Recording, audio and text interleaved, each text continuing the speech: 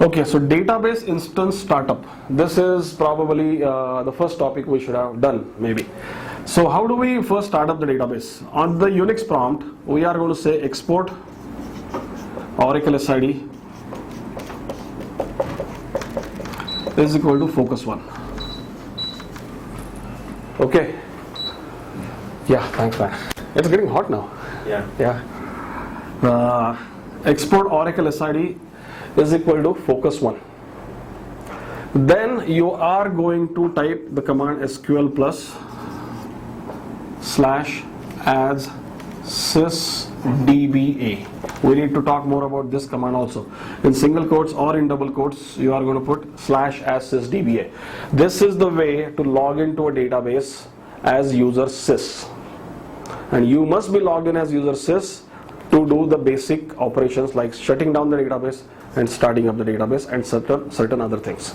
So SQL plus in quotes /space as space sysdba. Sysdba is actually a special privilege. You log in with that privilege. It is not a role. You log in with that privilege to become or to act as if you are a user sys. To act as if you are a user sys. So this is how you log in there. So now we will talk about why the password is not asked and all that stuff. I think we had a brief discussion about this thing. If you are a member of a Unix group DBA, then you will not be asked for the password here. This is how you log in as a sysdba. You must be a member of a Unix group DBA. Is there any other mechanism to log in as that user sys? Yes, there is another mechanism with the login ID and the password, and we will see how to create the password file little later. But right now, you say this is the only way that we know at this time to log in into a database with a privilege called as a sysdba, which will put me inside a database as user sys.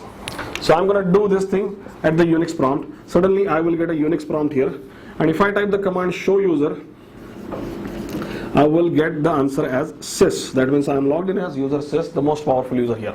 So this is how you would log into the database. The database is not yet running. I mean, the instance is not yet running. Instance is not yet running. So our job is to start up the instance. So how am I gonna start up the instance now? So I am now inside SQL plus.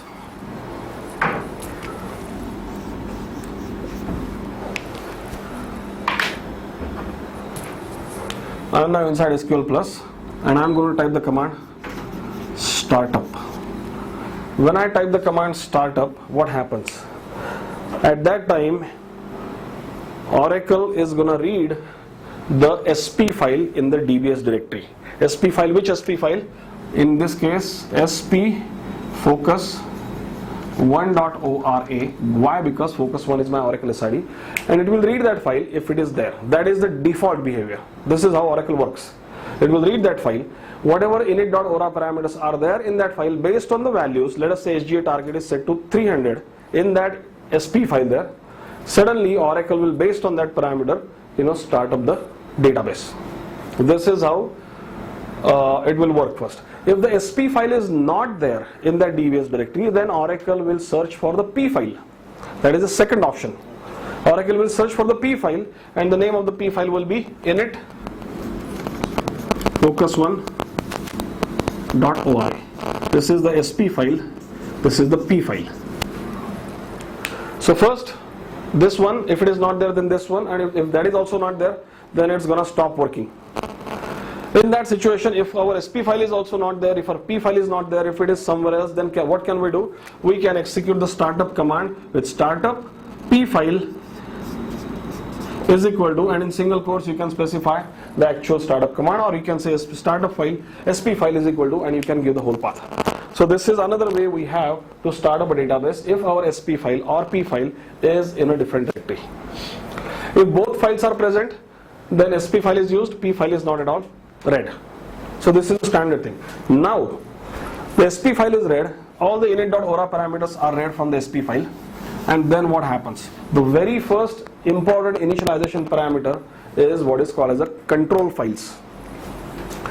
Control files parameter is going to tell me what are the values of my control files. So if my control files are two control files, I'm going to know that my first control file is c1.ctl in this directory, and my second control file is c2.ctl in some different directory depending on the full path.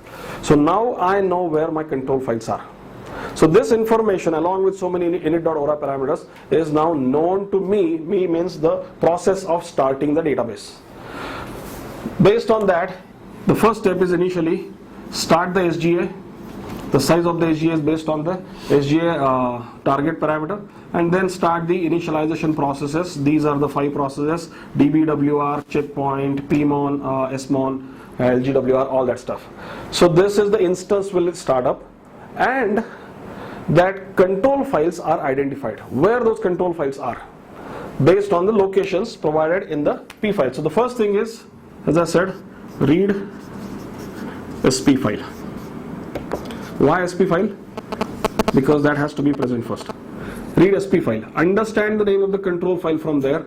Understand all other parameters. Start up the instance. Second step is search for control files. So if this says that control file is supposed to be on the C drive in this directory, I'm going to go and search for that control file there. And if the control file is found, or all control files are found, then the information in those control files is read. If one of the control files is missing, Oracle will complain and say that I cannot go and proceed further. I cannot go and proceed further. So what has happened now? Our instance has started, but we are unable to find our control files. This step is called as a no mount step. So I will write it down from here. So shutdown is the, then after that it is no mount. So what is in no mount? In no mount the instance has started. So instance started, and you are going to read the control files. If you find the control files, well and good. If you don't find the control file, your instance is gonna kind of give you an error message and it will stop here. Assuming that now we have found the control file. So the information in the control file is read.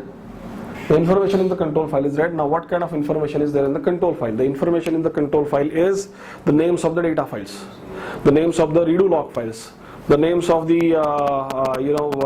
redo log files, the names of the log members, all that subsystem table space, undo table space, all this information along with certain other SCN numbers that we'll talk about is there inside the control file. So that information is read. So after reading the information in the control file, what we say, if the control file has been read successfully, the database is in a mount state. That means control files are read. Control files are read. You now know that these are my data files, these are my redo files, all that stuff. So therefore now the next step is obviously to go and find those files. Is the file there? Is the file here? Is the file here? If you find all those files, then Oracle is going to say, yes, I am successful in finding out all those files. My database is in the open state now, and finally everybody can connect to my database. Unless and until database comes in an open state, nobody can connect to your database. The dedicated server process that we saw last time will not be created. So that is what the open state is. Shutdown to no mount, to mount to open. So now let me ask you something. I have just fired the command start. All these things happen when I fire up the command startup. So I said I have fired up the command startup, but my database is now only in the mount phase. What does that mean? It could not be opened. It is only in the mount state. It complained about going to the mount open state. It means what? It cannot find the files specified in the control field. It means it cannot find one of the files, which is either one of the files, either one of the data files or one of the redo files. If it is like that, things like is it one of the control files, right? No, not one of the control files, one of the data files. See, control, when the database is in a mount phase, it means I have already read the init file. So here instance is started. I will change this thing a little bit. I will say here, I will say instance is started after reading the SP file. So if my SP file reading is successful, my instance has gone in the mount phase. Now after reading the SP file, I know the names of the control files. But for some reason I could not go from no mount to mount phase. That means my database stays in the no mount phase, it cannot go to the mount phase. It means one of the control files is missing or one of the control files is corrupt. If my database cannot go from mount to open, that means one of the data files is missing or corrupt, or one of the redo files is missing or corrupt.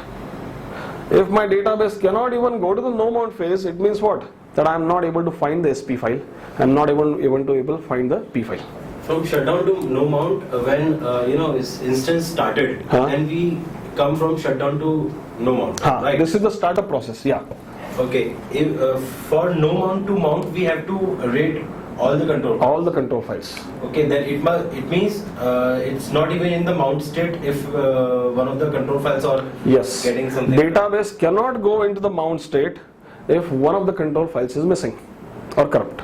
Okay, so it means it's not even in the mount state, then how can we go further? No, you cannot go on open. Yeah. It has to go in a specific sequence. If your database cannot go to the no mount stage, forget about having it open. So it means still we are at the no mount state. So we are still at the no mount state.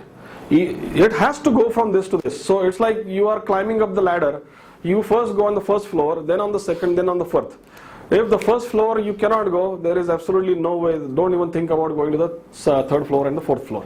So first you have to go to the no mount, then to the mount, then to this. If the stairs between no mount and mount are broken, that means if the control files are missing, you will remain on only floor number 1. You cannot go to this. If the data files are missing, between this and this, then you cannot go to open.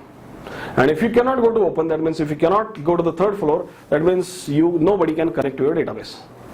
So if we created a database, it started the instance through P5. By that time, it is in no mount state.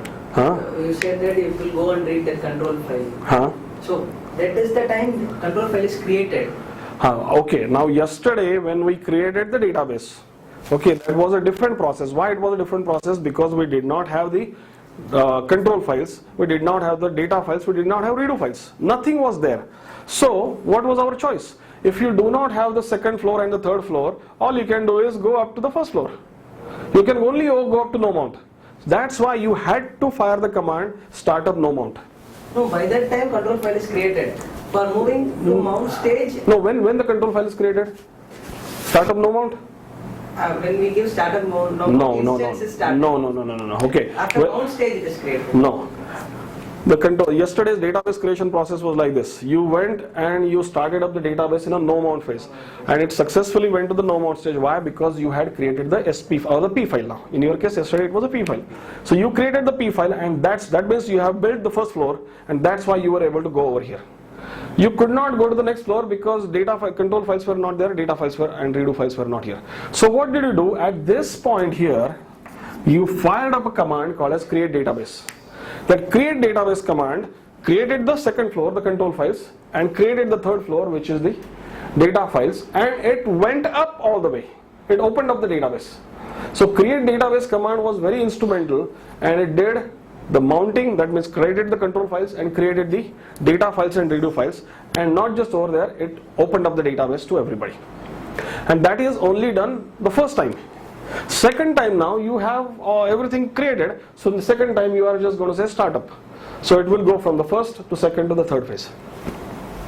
So that was only during the startup, only during the database creation. And that's why people will ask you, what kind of things are done when you fire the command create database? Basically, create database is going to create the control files. Which control files? Based on the instructions or the initialization parameters written in the P file. And then it will also create the data files and redo files based on the instructions in the create database command. So create database command is going to do all those things. So this is how you start up a database.